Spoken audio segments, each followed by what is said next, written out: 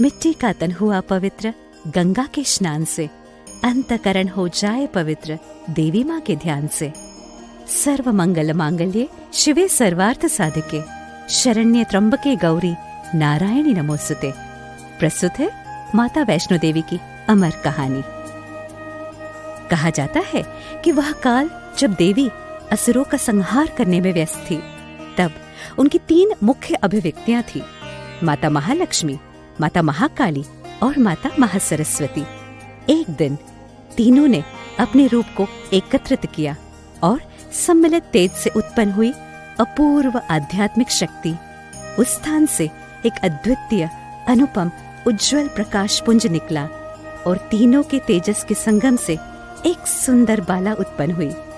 उस बालिका ने पूछा, मुझे क्यों बनाया गया? देवी ने उसे समझाया कि उन्होंने उसे इसलिए बनाया है ताकि वह पृथ्वी पर रहे और अपना समय धर्म के मर्म को बनाए रखने में व्यतीत करे।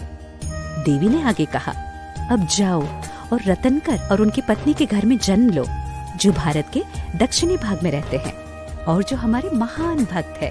आप अपनी धार्मिकता को बनाए रखें और अपने आप को आध्यात्मिक रूप से विकसित करें ताकि आप पहुंच सके चेतना के उच्च स्तर पर। एक बार जब आप चेतना के उच्च स्तर को प्राप्त कर लेंगे तो आप विष्णु में विलीन हो जाएंगी और उनके साथ एक हो जाएंगी। ऐसा कहकर उन्होंने बालिका को आशीर्वाद दिया। बाद में रतनकर और उनकी पत्नी के घर एक सुंदर कन्या का जन्म हुआ।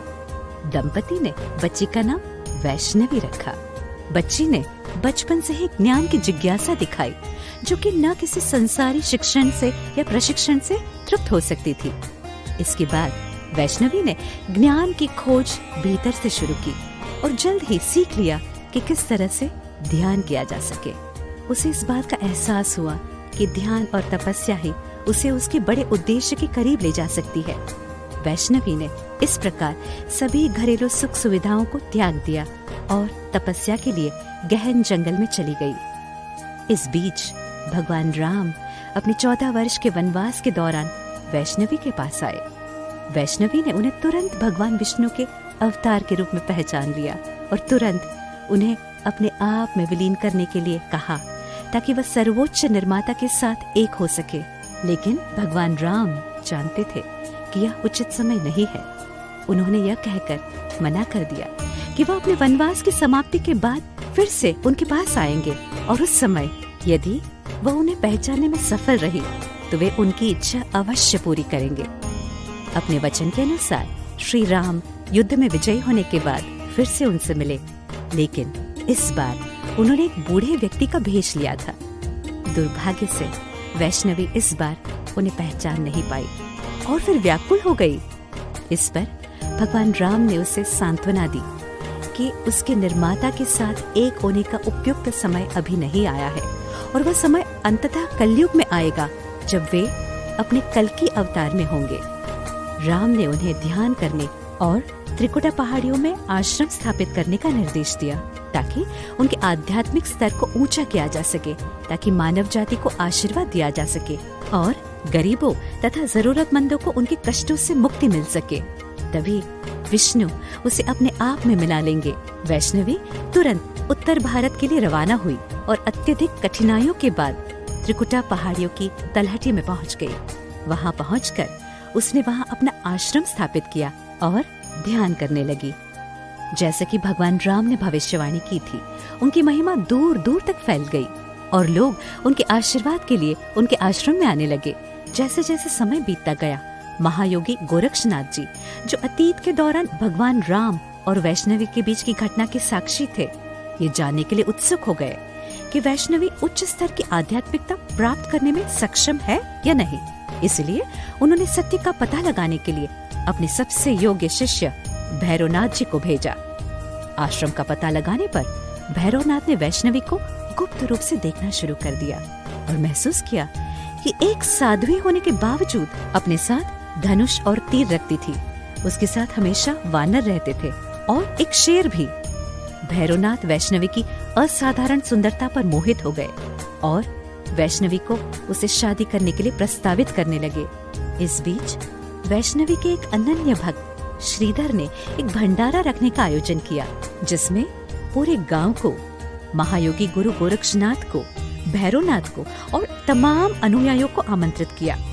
भंडारे के दौरान भैरवनाथ ने वैष्णवी को पकड़ने का प्रयास किया, उसे डराने की कोशिश की। ऐसा करने में विफल रहा।